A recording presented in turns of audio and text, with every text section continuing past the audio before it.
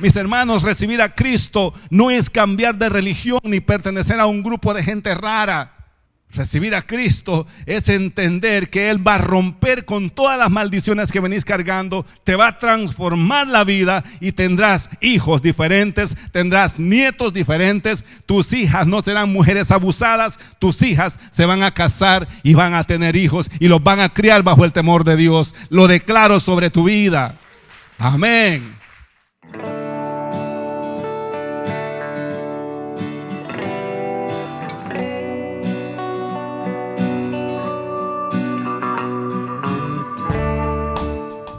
Estamos a punto de culminar la serie Paternidad Espiritual y espero que la palabra que hemos compartido en los últimos 2 meses haya formado quizás una idea diferente de lo que tenías hacia Dios, que puedas mirar a Dios no como el Dios omnipotente, no como el Dios todopoderoso, solamente como el Dios creador del cielo y de la tierra, no mirar a Dios como ese personaje que lo narra la Biblia o que lo narran los historiadores, los pintores, sino mirar a Dios como un padre con quien te puedes sentar y con quien te puedes platicar, a quien le puedes confiar cómo te sientes.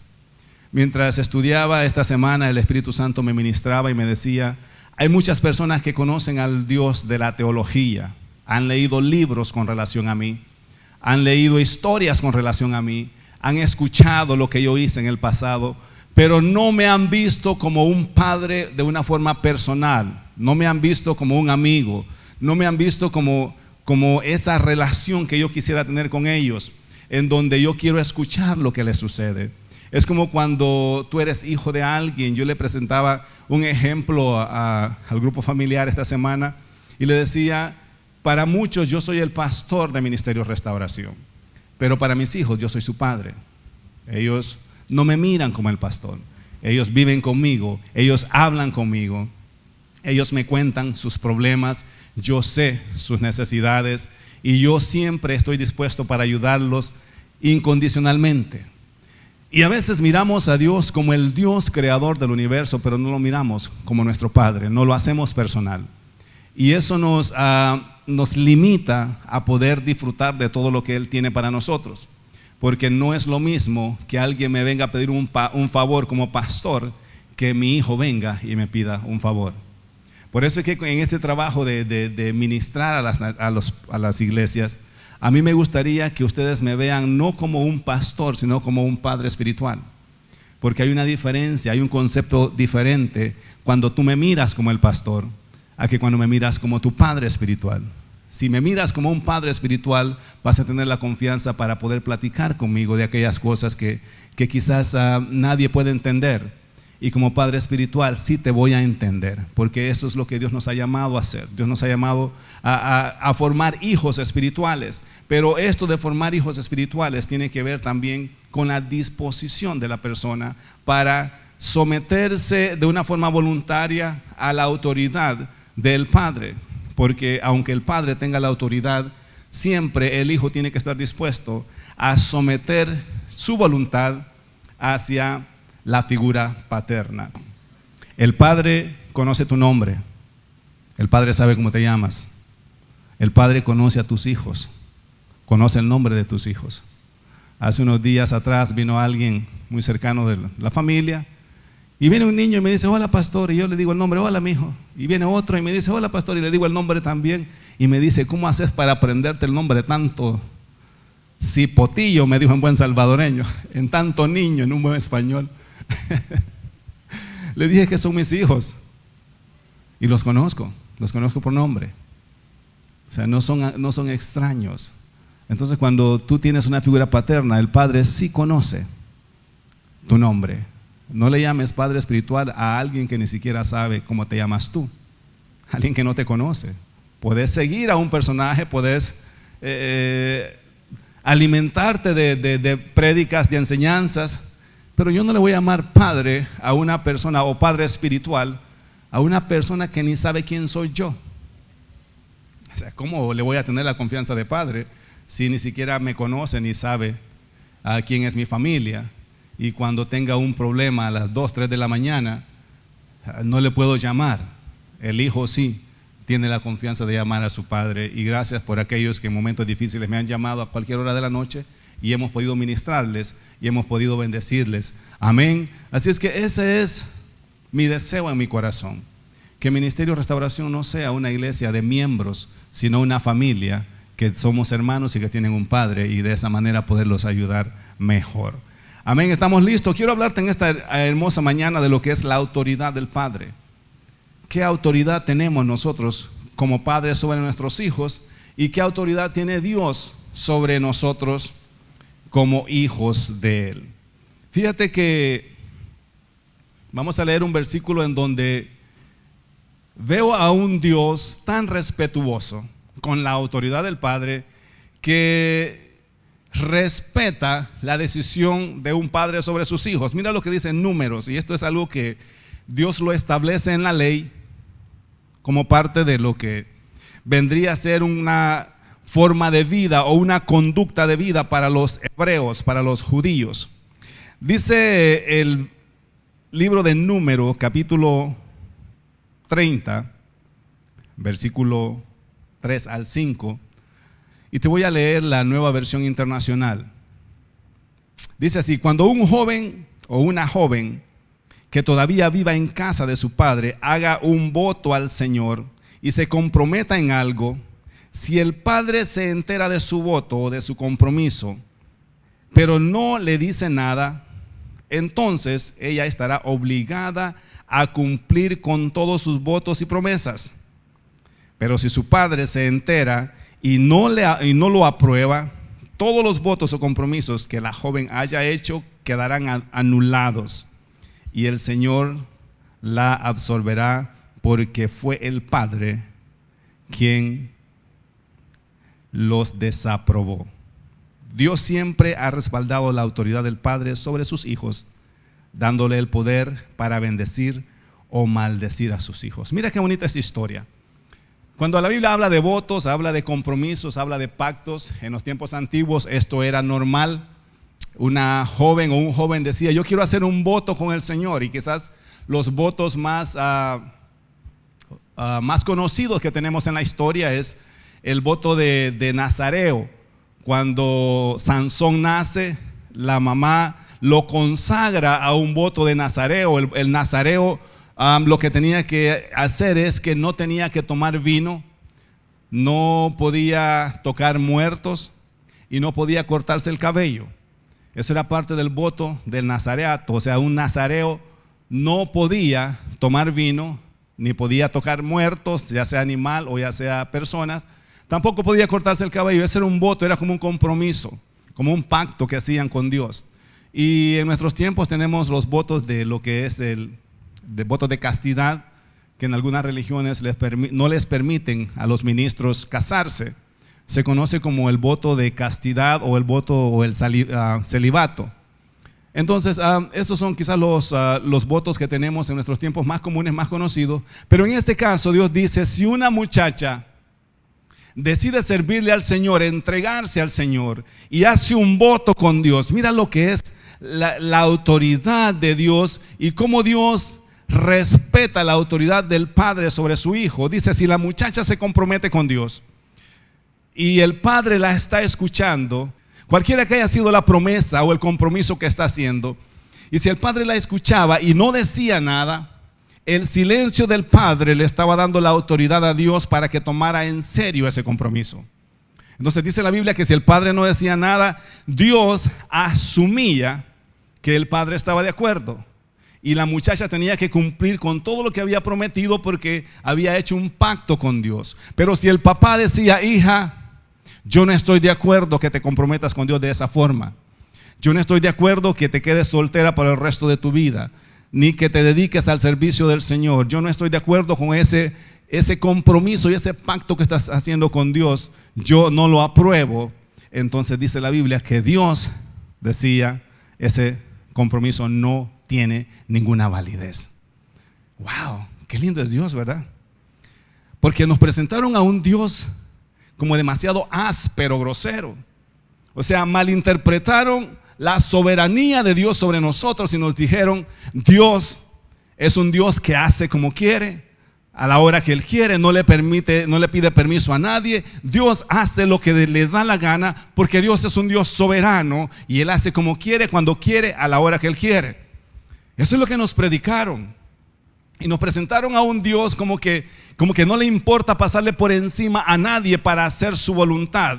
Pero cuando miro este pasaje, miro a un Dios que es un Dios prudente, es un Dios que respeta la autoridad del Padre y dice: aunque yo soy el Dios soberano sobre toda la tierra, si tu papá no está de acuerdo, ese compromiso no tiene validez.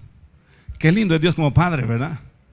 Entonces eso te cambia ese concepto de un Dios sobrenatural, un Dios que no respeta a nadie, de un Dios que hace lo que le da la gana. Y confundimos la soberanía de Dios con el Dios que atropella cualquier decisión de cualquier persona. Entonces, cuando se trata de nuestros hijos, Dios te ha dado la autoridad a ti y a mí para cuidar de nuestros hijos, para poder velar de ellos, y lo que tú declaras sobre tus hijos, eso Dios lo respalda. O sea, la autoridad de Dios está sumisa a tu autoridad como padre, y a lo mejor esto te va a parecer un poco extraño, pero ese es el concepto y el orden bíblico. O sea que si yo declaro una palabra sobre ti, ¿qué tú crees que va a hacer Dios? Va a decir: no, lo que tu papá te dijo, eso está anulado, voy a poner mi voluntad sobre ti. Dios siempre ha respetado la voz del Padre sobre sus hijos, y en nuestros tiempos sigue siendo igual. En los tiempos antiguos era más práctico. La gente entendía, especialmente los hebreos, entendían perfectamente este compromiso y esta autoridad. Por eso es que los viejitos, antes de morirse, bendecían a sus hijos. Tenemos la bendición de Abraham sobre Isaac, tenemos la bendición de Isaac sobre sus hijos, la bendición de Jacob sobre sus 12 hijos. ¿Por qué? Porque ellos conocían que había un poder en la declaración de sus palabras sobre ellos. Ahora, la declaración de un padre sobre su hijo se cumplía al pie de la letra en los tiempos antiguos, porque, como te dije antes, Dios respetaba la autoridad del padre. En el libro de Génesis encontramos una historia bien conocida, y el domingo pasado estuvimos hablando un poco de esto, cuando Dios decide castigar la maldad que había sobre la tierra con el diluvio. Y te hablaba de estos seres que Dios envió antes del diluvio para que asistieran al hombre en sus necesidades, en los cuales estaba su espíritu. Y estos seres comienzan a mezclarse con las mujeres, con los seres humanos, y de esa mezcla se comenzó a desformar la pureza del ser humano. Comenzaron a nacer gigantes, y los gigantes comenzaron a abusar de todo lo que era el ser humano, de las mujeres y de todo lo que existía. Y Dios decide cortar con esa generación y salvar y preservar la vida de Noé y todos aquellos que quisieran salvarse. Le pide que le haga un arca, y en esa arca los únicos que se salvaron fueron Noé y sus 3 hijos con sus hijas. Ahora, yo dije el domingo pasado que el propósito del arca no fue nada más para salvar a Noé, fue para salvar a todo el que quisiera entrar. Pero la gente no creyó que la lluvia venía. ¿Por qué? Porque cuando la gente nunca ha visto algo, no cree. La gente siempre cree lo que mira. Y en aquellos entonces nunca había llovido. Entonces, cuando Noé comienza a predicar sobre la lluvia, este está loco. ¿Cómo va a llover del cielo agua si nunca ha caído agua? ¿Cómo este loco está haciendo un barco si aquí no hay mares, ni hay ríos, ni nada? O sea, nunca habían visto un barco en su vida. Pero Noé creyó en lo que Jehová le había dicho y comienza a construir una arca para salvación. Y al final, bueno, pues ustedes conocen la historia. Si no, pues han visto un par de películas que quizás les han narrado más o menos cómo fue el asunto. Y sale Noé del arca después de que estuvo lloviendo 40 días y 40 noches, y Dios les preserva la vida y preserva la pureza de lo que es el ser humano. Pero mira lo que dice el versículo 20 del capítulo 9 de Génesis. Quiero llevarte ahí porque estamos hablando de lo que es la autoridad del Padre, y estamos leyendo en esta ocasión la Reina Valera. Dios siempre ha respetado la autoridad del Padre sobre sus hijos, dándole el poder para bendecir o maldecir a sus hijos. Dice el versículo 20: después comenzó Noé a labrar la tierra y plantó una viña, o sea, un sembrado de uvas, y bebió del vino y se embriagó. y estaba descubierto en medio de su tienda. Y Cam, padre de Canaán, vio la desnudez de su padre y lo dijo a sus dos hermanos que estaban afuera. Entonces Sem y Jafet tomaron la ropa y la pusieron sobre sus propios hombros, y andando hacia atrás cubrieron la desnudez de su padre, teniendo vueltos sus rostros, y así no vieron la desnudez de su padre. Y despertó Noé de su embriaguez y supo lo que le había hecho su hijo más joven. Y dijo: maldito sea Canaán, siervo de siervos serás a sus hermanos. Será a sus hermanos. Dijo: más bendito por Jehová mi Dios sea Sem, y sea Canaán su siervo. Engrandezca Dios a Jafet, y habita en las tiendas de Sem, y sea Canaán su siervo. ¿Qué te parece?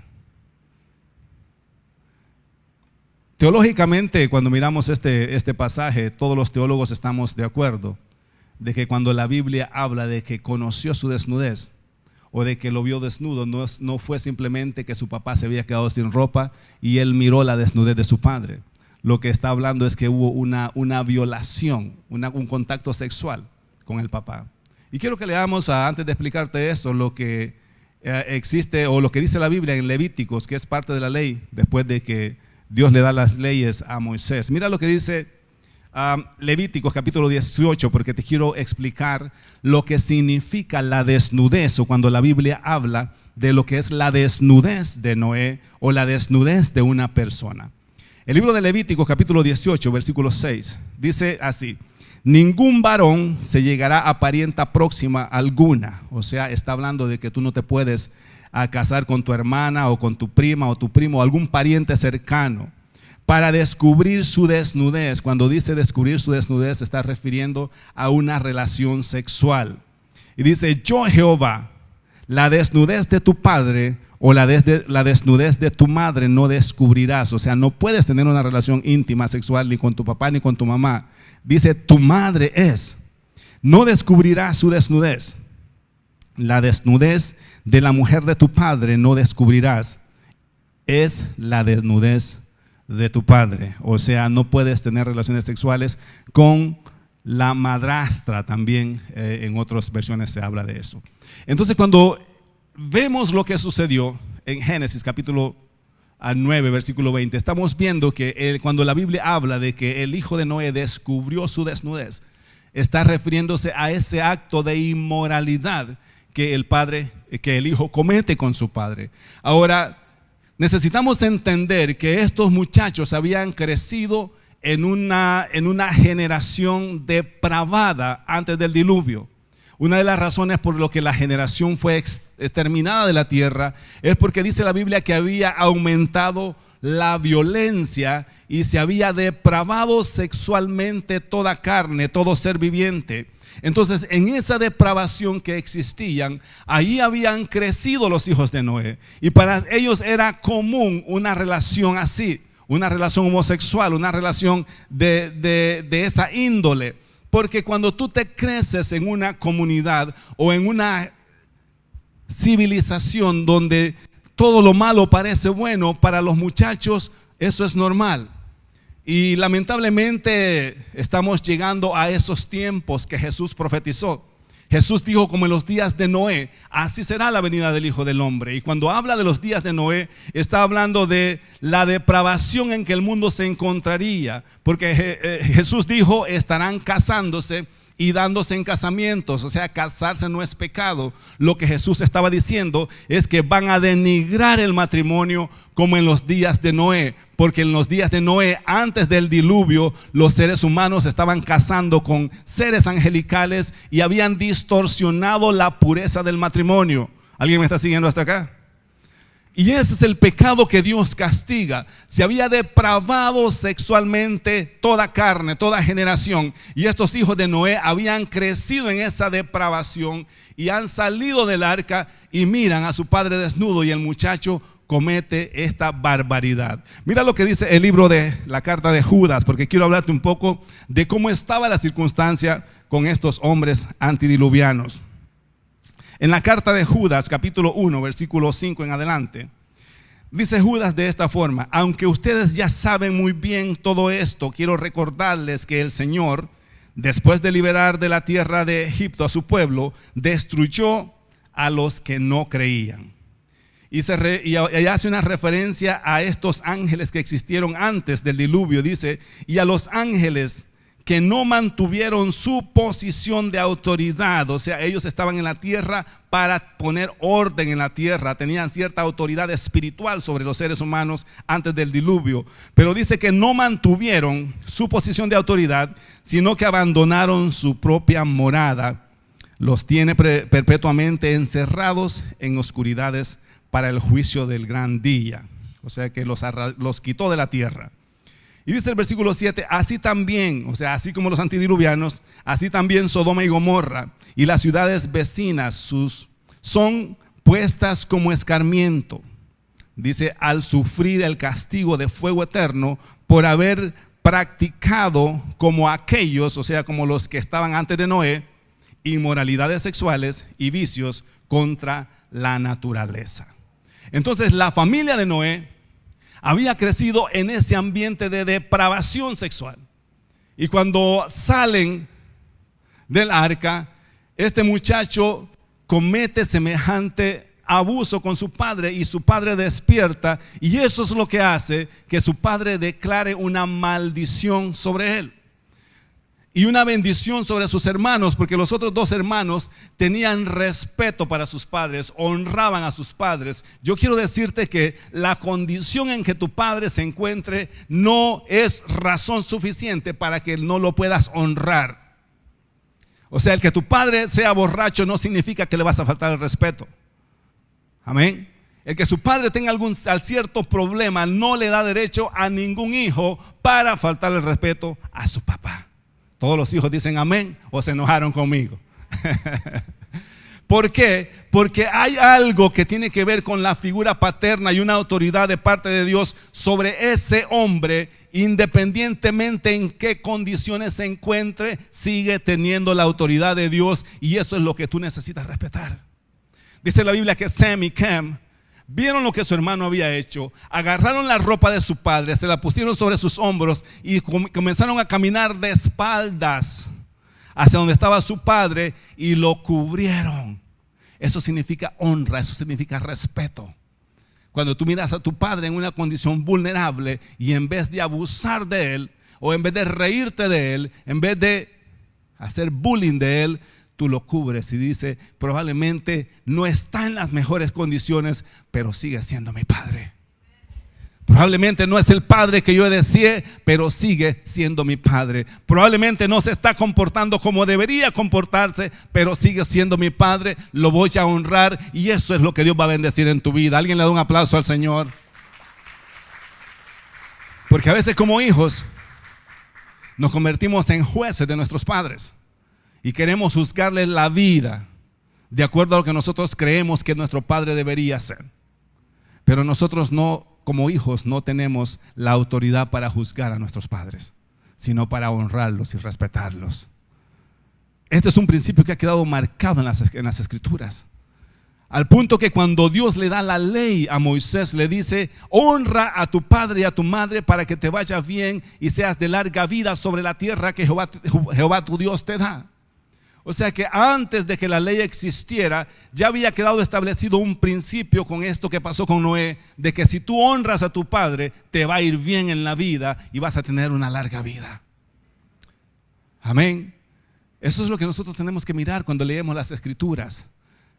Lo que hay para nosotros, aquello que nos va a bendecir. Dice la Biblia que despertó Noé y se dio cuenta de lo que su hijo menor le había hecho. Y eso hace que declare una palabra de maldición sobre él. Ahora yo me imagino dónde estaba Dios en todo esto. Porque yo veo un problema familiar acá en la tierra saliendo del arca. Se habían pasado 40 días y 40 noches dentro del arca. Y el viejito estaba como medio frustrado. O sea, imagínate pasar, después de trabajar, ¿cuánto trabajó? 120 años. Y luego pasar con animales adentro del arca 40 días. y tu señora viéndola ahí todos los días, bueno, es una bendición. A tus hijos. Entonces, lo primero que se le ocurrió al viejito cuando salió, man, I need a drink. Estoy demasiado frustrado, necesito calmarme con algo porque no ha sido fácil lo que he pasado. Y dice que no solamente se tomó uno, sino que, tú sabes, vació el cántaro y se le pasó la mano. Eso le pasa a cualquiera. Los que toman, pues. Era no poder medir la cantidad y terminar en una situación así. Pero el hijo aprovecha, y cuando el papá despierta, se da cuenta lo que había en el corazón de cada uno de sus hijos. ¿Sabes la bendición y la tristeza que provoca? Cuando cometes un error, y en ese error es que tú puedes ver lo que hay en el corazón de cada uno de tus hijos. Porque mientras todo está bien, a lo mejor no puedes saber lo que hay en el corazón de tus hijos, pero cuando te equivocas, ahí es donde puedes saltar la verdad que hay en el corazón de cada uno de ellos. Y en Sem y en Jafet dijo: es mi padre, está borracho, se equivocó, pero es mi padre, lo vamos a cuidar, lo vamos a proteger y lo vamos a honrar. El otro dijo: me voy a aprovechar de la situación y voy a dañar a mi padre, y eso hace que Can sea maldecido. Y eso es lo que tenemos hasta aún en nuestros tiempos, que estuvo por toda la tierra lo que es la venta de esclavos, que todavía es algo que surge en África y en algunas partes del mundo, en donde todavía se compran y se negocia con esclavos, en donde la gente vive bajo esclavitud. Y eso es una maldición que comenzó saliendo del arca por un hombre que tomó una mala decisión. Tú no sabes lo que tu generación va a heredar por tus malas decisiones. Porque a veces pensamos que, bueno, yo me voy a morir y ay, que vea cómo le va a mi hijo, ay, que se arregle él. Tú no sabes que quizás muchas de las cosas que tú estás sufriendo ahora son herencias de tus antepasados. Y simplemente son pecados con los que no puedes lidiar. Hay personas que es atraído a la brujería, le gusta todo lo que es la brujería. Lo que no saben es que quizás su abuelo, su tatarabuelo, hizo pactos con Satanás y entregó su generación para que toda su descendencia fueran gentes de brujos, fueran familias de brujos, o de droga, o cualquiera que sea el pecado con el que estás batallando. Tú no sabes de dónde heredaste la situación con la que estás batallando ahora. Probablemente uno de tus antepasados fue mujeriego y ahora no puedes serle fiel a tu esposa. Fue adicto al alcohol y ahora no puedes vivir sin el alcohol. Y si no cortas con eso, tu hijo va a heredar, o tu nieto va a heredar eso. He visto familias en donde su papá fue así, su abuelo fue así, y ahora sus hijos viven batallando con el mismo pecado que batalló su padre y su abuelo. Por eso es que tenemos esclavos hasta en los días de hoy. Porque hubo una maldición generacional que fue transmitida de generación en generación, pero Cristo apareció para romper con todas las maldiciones, y no podés seguir heredándole más a tus hijos lo mismo. Dale un aplauso fuerte al Señor. Para eso te trajo el Señor, para eso le recibiste. Mis hermanos, recibir a Cristo no es cambiar de religión ni pertenecer a un grupo de gente rara. Recibir a Cristo es entender que Él va a romper con todas las maldiciones que venís cargando, te va a transformar la vida y tendrás hijos diferentes, tendrás nietos diferentes. Tus hijas no serán mujeres abusadas, tus hijas se van a casar y van a tener hijos y los van a criar bajo el temor de Dios. Lo declaro sobre tu vida. Amén. Esa es la bendición del Evangelio. Esa es la bendición de recibir a Jesucristo. O sea, Jesucristo no solamente te cambia la vida de tu descendencia completa, cambia la vida de tu generación. Heredas conocimiento de la palabra, heredas fe en Dios, heredan todos esos principios morales que van a bendecir la vida de tus hijos. Si tus antepasados no lo hicieron, Dios te está dando una oportunidad para que lo hagas con tus nuevas generaciones. Amén. Nuestra voluntad tiene que tener tiene que estar sometida a la autoridad de Dios siempre, para que nuestra vida y nuestro mensaje sea válido. Dios no puede trabajar cuando la voluntad de una persona no es sometida a su voluntad, porque Dios respeta el libre albedrío que te dio. La razón por la que nosotros los seres humanos hacemos lo que queremos, hacemos lo que nos da la gana, si queremos venimos a la iglesia, si no, no venimos, si quiero hago esto, si quiero hago aquello, es porque tenemos un libre albedrío. Dios nos hizo libres y Dios nunca va a atropellar esa libertad que te dio. Dios nunca va a sobreponerse a lo que Él ya te dio. O sea, el hecho de que Dios sea un Dios soberano no significa que va a pasar por encima de tus deseos, ni de que te va a manipular para que tú hagas su voluntad. Dios te presenta la oportunidad y espera que tú sometas tu voluntad a la voluntad de Él. Amén. O sea, Dios nunca va a pasar por encima de la voluntad de nadie. Ni va a decir, bueno, es que yo soy Jehová, yo soy Dios y yo tengo el poder y necesito que estés en la iglesia, así que te voy a quebrar una pierna para que vayas a la iglesia. Porque prefiero que estés en la iglesia con una pierna quebrada que te vayas al mundo con las dos. Dios no hace eso. Y he encontrado gente que me ha dicho eso. Dios me enfermó para que yo busque la iglesia. No te enfermó Dios, te enfermaste solito o te enfermó el diablo, pero Dios no enferma a nadie para que vengas a la iglesia. Dios te quiere sanito, así te vayas al mundo, pero allá quiere que disfrutes de salud y disfrutes de prosperidad. Porque te ama como hijo. Dios no es un padre manipulador. A veces nosotros como padres entramos en algo así cuando no queremos que nuestros hijos hagan algo. Usamos un poquito la manipulación. Es por su bien.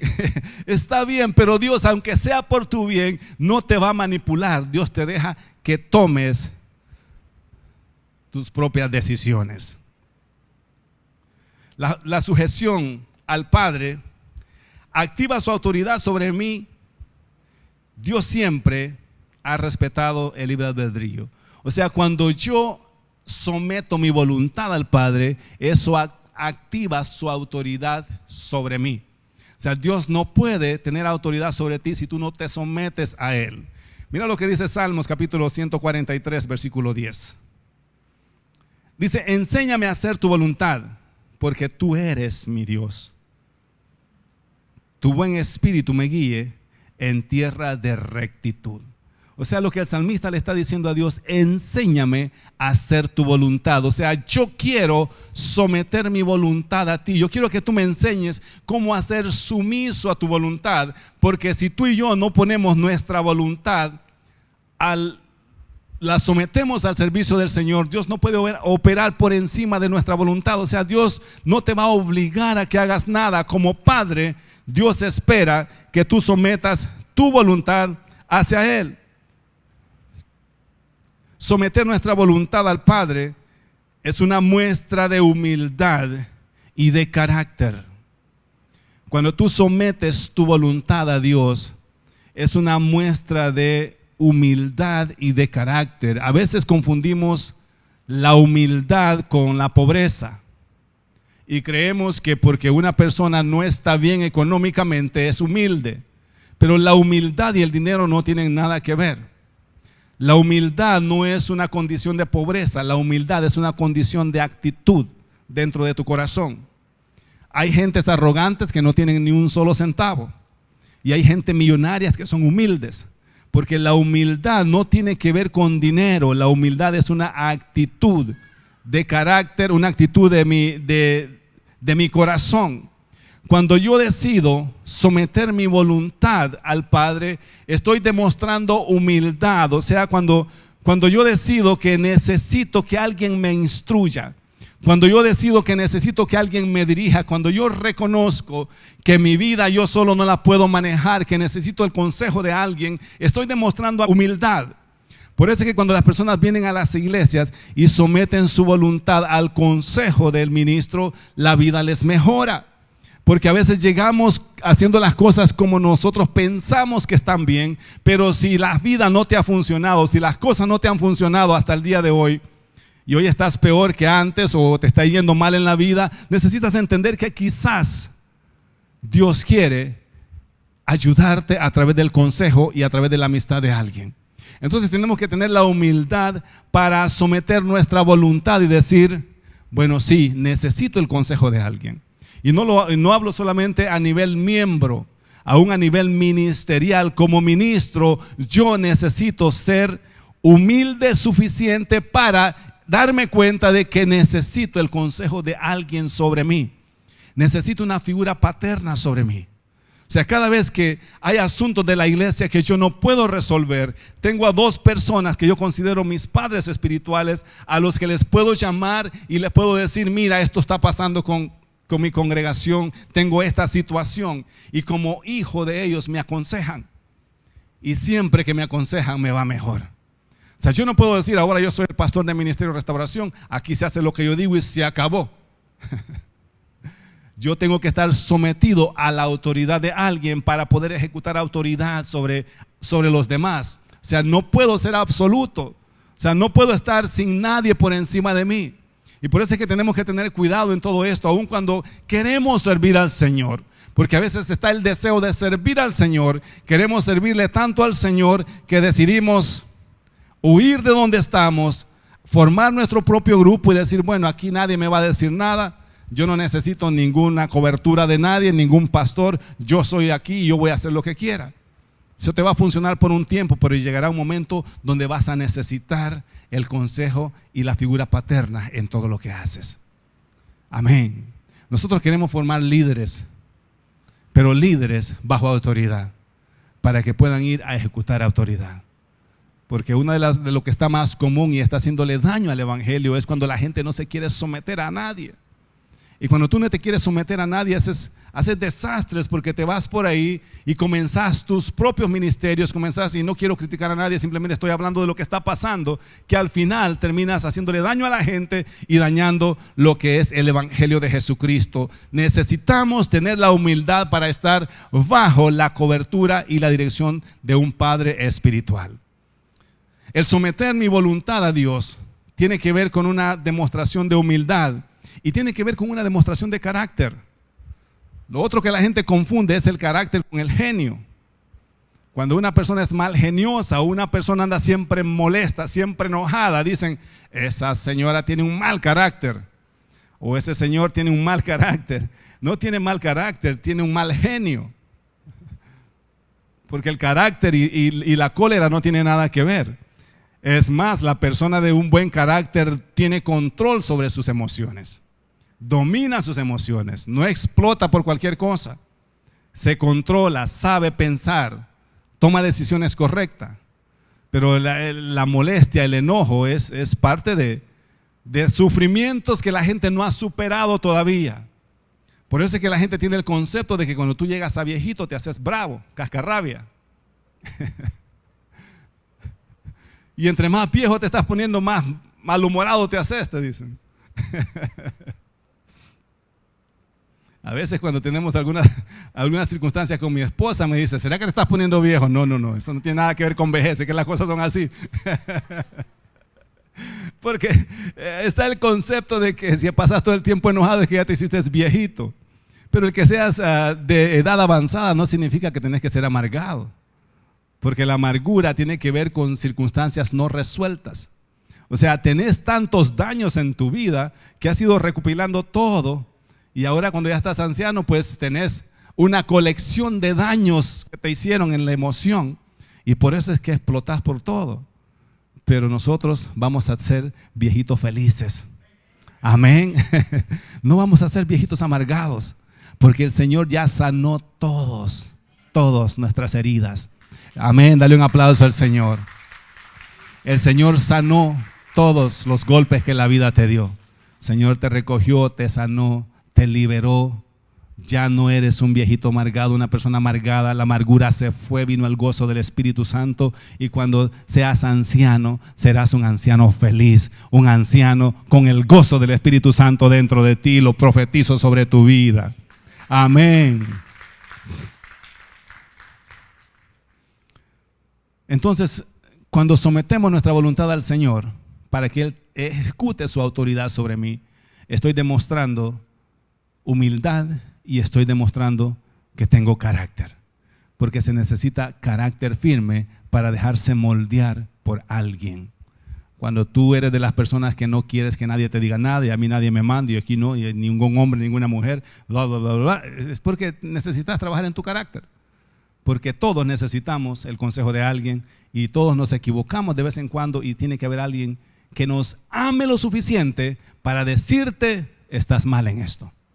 Aquel que te dice que todo lo que estás haciendo está bien, aunque esté mal, ese no te quiere, ese no te ama, ese te quiere ver destruido. Pero aquel que te ama te va a decir: creo que puedes mejorar esto y creo que puedes cambiar estas circunstancias en tu vida.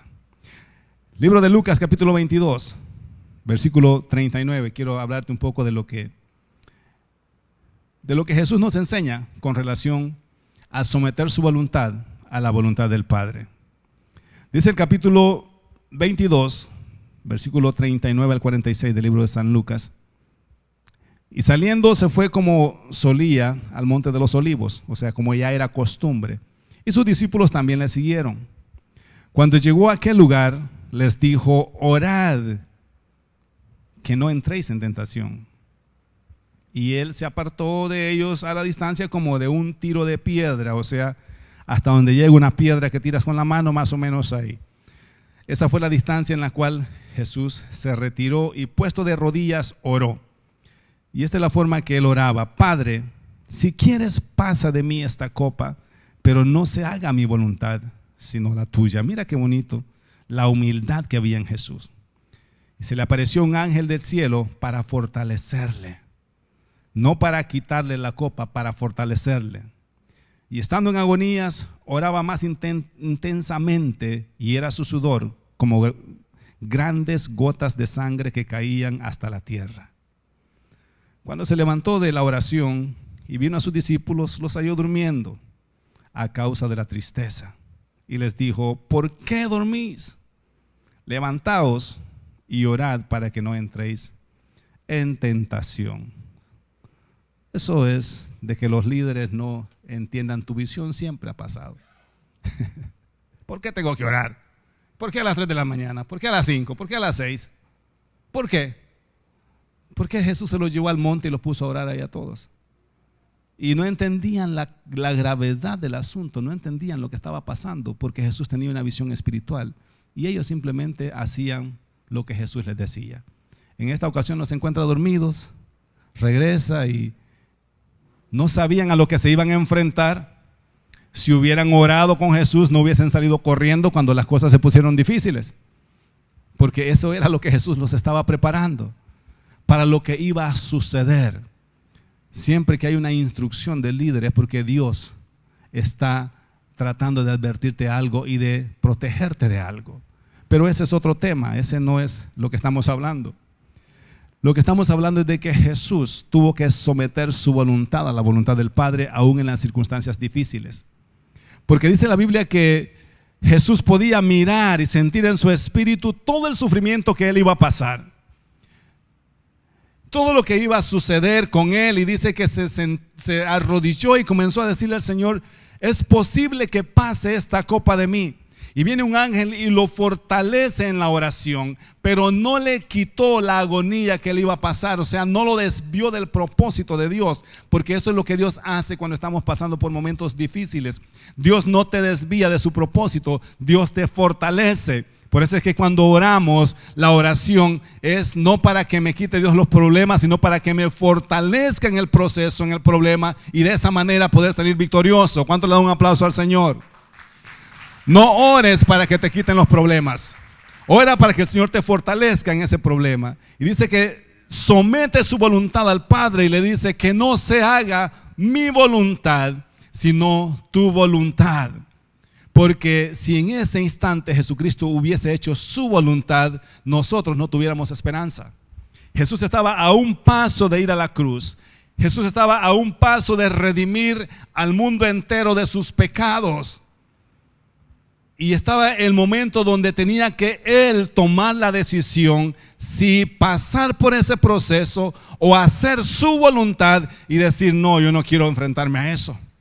Lo siento, yo sé que eso es lo que vine, pero mejor sigo predicando, me voy por acá. Yo no voy a ir a la cruz. Está demasiado difícil. Jesús tuvo esa opción porque, como te dije antes, Dios, aunque era Jesús, el Hijo de Dios, Dios no lo iba a manipular ni lo iba a obligar a que pasara por lo que él no quería pasar. Por eso es que Jesús se da cuenta que sus emociones, su voluntad, le estaban indicando una dirección contraria y somete su voluntad a la autoridad del Padre y le dice que no se haga mi voluntad, sino la tuya. Gloria a Dios por esa oración, porque por eso tú y yo estamos acá. Por eso ahora tenemos acceso al Padre directo. Por eso hemos recibido el perdón de pecados, porque Jesucristo decidió voluntariamente someterse a la autoridad de su Padre. Alguien le da un aplauso al Señor por eso.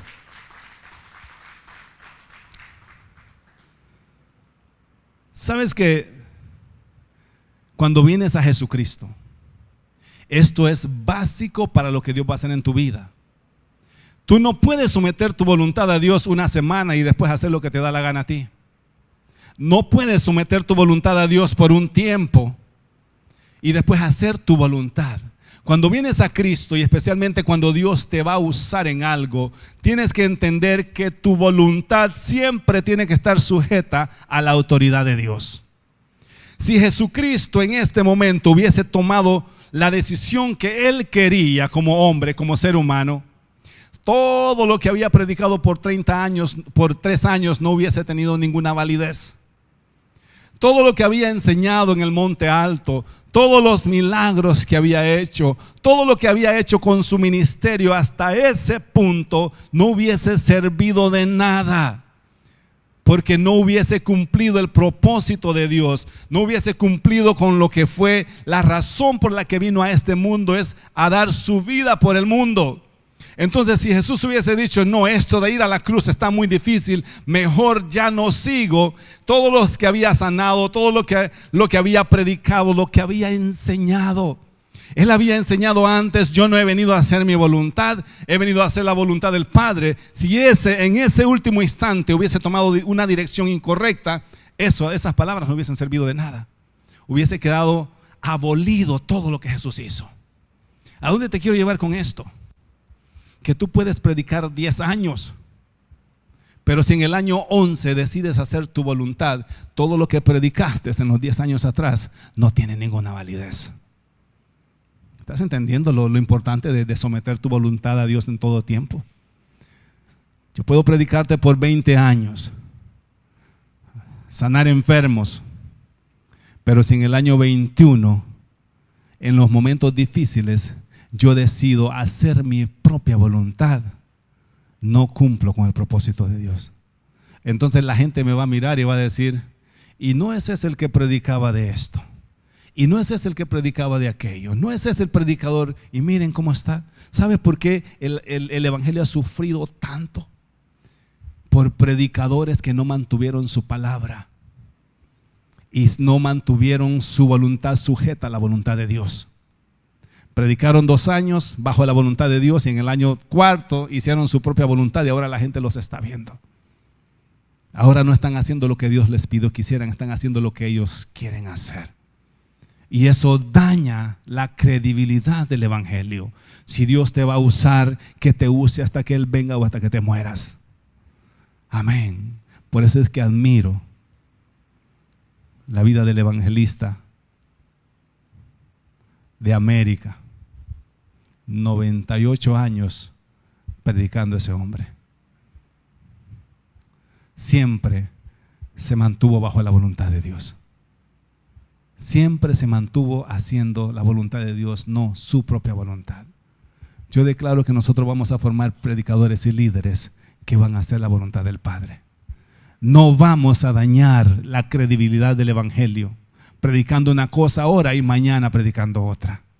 Porque cuando sometes tu voluntad al Padre como Jesús, tienes que entender que este camino no es para unos días. O sea, no estamos aquí predicando para para ver qué pasa. Estamos decididos a seguir predicando hasta que nos muramos o hasta que Cristo venga. Esto, mis hermanos líderes y mis hermanos de Ministerio Restauración, no es temporal. Esto va a seguir creciendo, y a medida que vamos creciendo, más trabajo hay para el reino de los cielos. Dale un aplauso al Señor. Dile al que tienes a tu lado: no voy a parar. No voy a parar hasta que Cristo venga o hasta que me muera. Voy a seguir haciendo su voluntad. Voy a seguir sometiendo mi voluntad a la voluntad del Padre, porque eso es lo que va a traer bendición a tu vida. Eso es lo que te va a llevar al propósito de Dios. Eso es lo que hicieron los apóstoles. Pablo murió y lo mataron y dijo: he terminado mi carrera, he guardado la fe y hoy me espera la corona de la vida. El que más duró fue el pobre Juan, el discípulo a quien Jesús amaba más, según él. Tenía casi 100 años cuando lo mandaron a la isla de Patmos, a él solito. O sea, lo quisieron matar antes y no lo pudieron matar. Y lo envían ya para que muriera de tristeza, para que muriera él solito en una isla donde no había civilización. Pero ahí el Señor le dio la revelación del libro de Apocalipsis. O sea, no perdió su tiempo aún en sus últimos años de su vida. O sea, no puedo estar predicando, pero puedo estar escribiendo, y un día estos escritos bendecirán a miles, a millones. Eso es lo que Dios va a hacer con nosotros. No importa dónde Dios te lleve, no importa cuáles son las circunstancias, cuando tu voluntad está sometida a la voluntad del Padre, Dios te va a usar.